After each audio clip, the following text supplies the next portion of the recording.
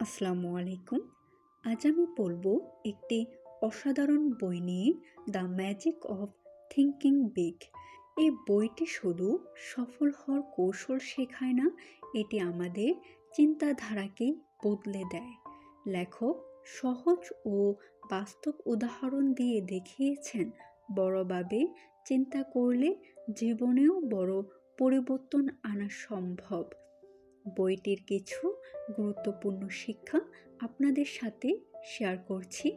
এক, তুচ্ছতা ও নেতিবাচকতা থেকে দূরে থাকা। ছোট মানুষদের কথায় সময় নষ্ট না করে নিজের লক্ষ্যেই মনোযোগী থাকতে হবে। দুই, ঝগড়া ও তর্ক এড়িয়ে বড় মাপের চিন্তা করা। তর্কে জিতে সম্পর্ক হারানো কোনো সাফল্য নয়। তিন, লক্ষ্য নির্ধারণ ও ভবিষ্যৎ পরিকল্পনা।